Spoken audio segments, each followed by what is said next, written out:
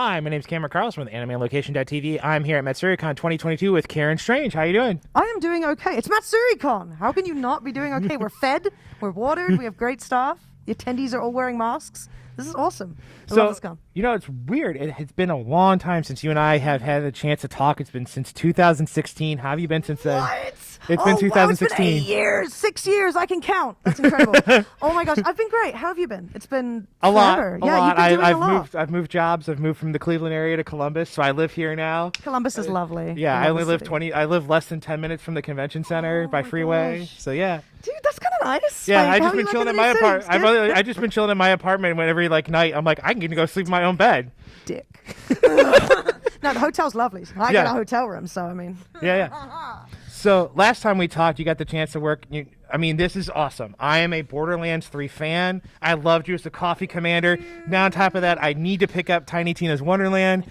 How's been working on that? And the best part that I love is that it's an LGBT positive in both games. Yes. What does that mean for you? It's huge, and to me, it's huge for Gearbox because there's nothing transactional about it. It's very real.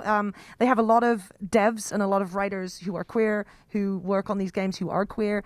And when Lorelei / Paladin Mike was a character they were talking about, they actually not only had my help developing this character, but all of the queer devs at Gearbox got like a say. They all got asked, what do you think? Is this okay? Like, do you have any suggestions? Because it was kind of like a group, it felt like a big group queer sort of like project of all of us together to create this character.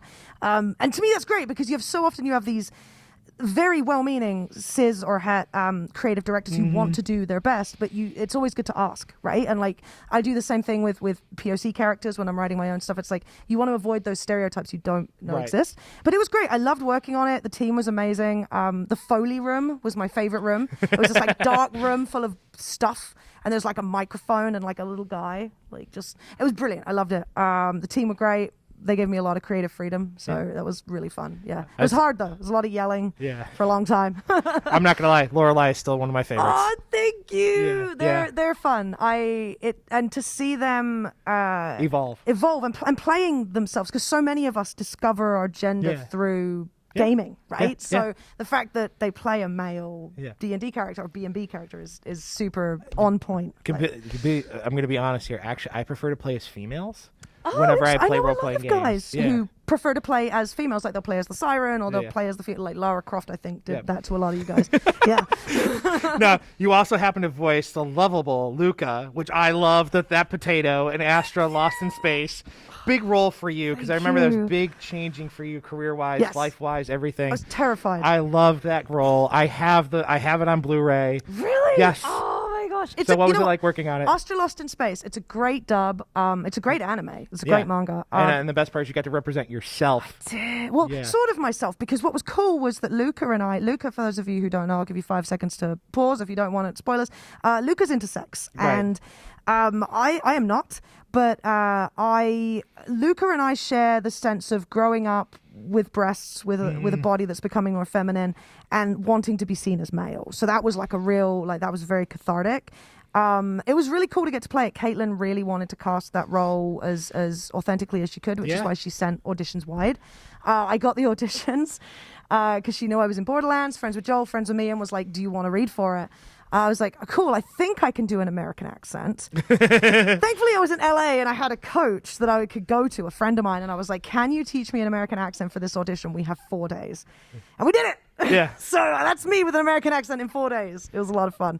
I like I said, I appreciate it. Now, keeping on and keeping rolling here, you took on a pretty cool little fox in Skate 8. How much fun was it playing a little fox? Skate the Infinity. It was fun. It was my first animal role. And I had no idea what I was doing. I was like, so just make squeaky noises? This is kind of fun. And it just got a second anime season and really? an OVA this morning. So hopefully there will be more cute fox squeaking in my future. I'm really excited. The fans love that show. It's again, queer positivity. Right. So last time we talked, you also made great progress in your personal life. How's it like getting to work with a lot of lovely pals backing you up and at home and on the road? Your lovely service animals that you've worked with. How's it been? It's been fun. It's been a change. I've been doing conventions for a decade, but it's such a different kettle of fish when you're on the voice actor side. Your day looks different. You do different things with your schedule. It's been fun though. My biggest thing is I love being back out and just being able to see friends. Like we've had the pandemic for the last 2 years. Yeah. A lot of the people here at Matsuricon, this is their first con in 2-3 years, and Yeah. that is incredible. Like, and it's I feel like going out and getting to see people after I've not achieved so much and being like, hey, look how cool I am, but it's really nice to go back to friends and have them be proud. And I've met so many friends this weekend that I am proud of them because they have made huge strides since I last saw them. And it's magic. I feel like you've got to keep pushing for life. You've got to keep like changing until you find what you're happy with. Working with service animals has been cool.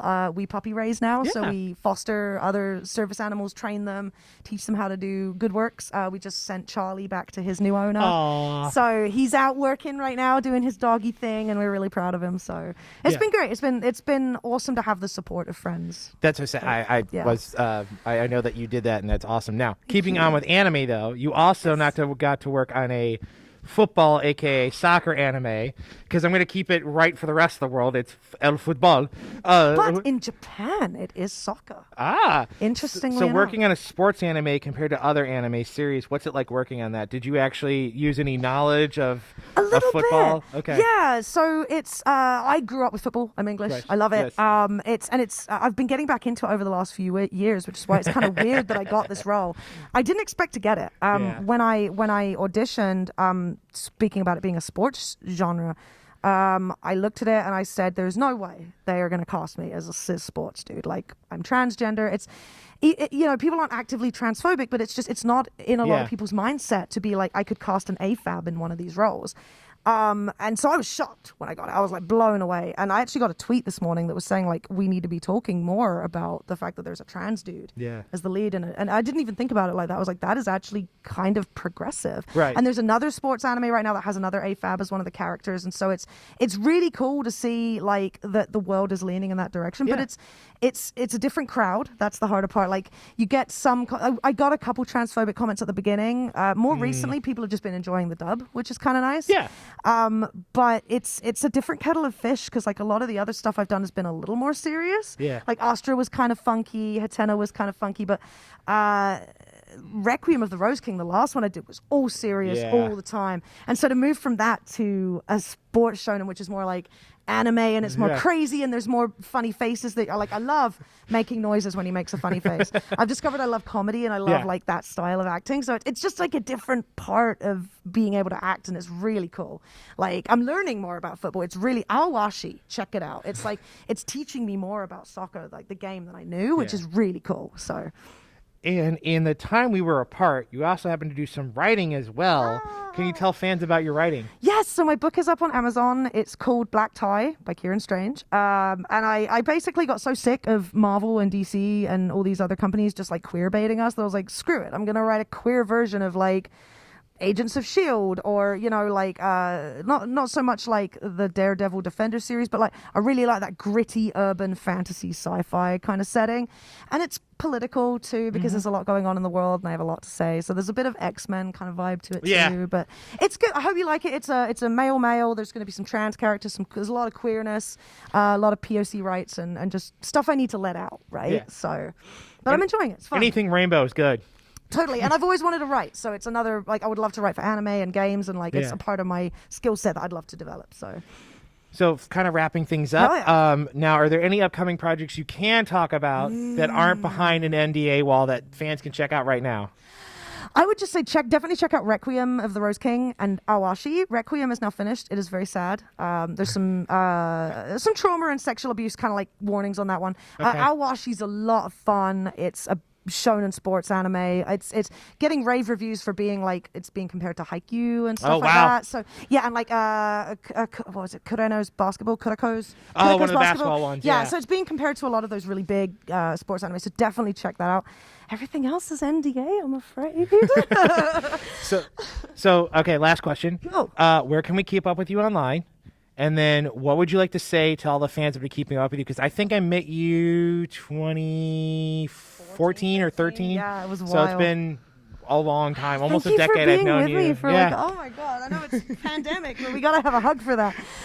Check me out on Twitter is where I typically hang out. Yes. At Ciarán Strange. I will be launching my Discord properly soon, and we're going to have some fun stuff going on in there. I also hang out on places like Queervox and like other casting, kind of like a voice actor club is the one Kira Buckland started. That's a really good place to just chill and meet new people. And I have a Twitch, which I'm going to be using more. I'm going to be launching a VTuber maybe.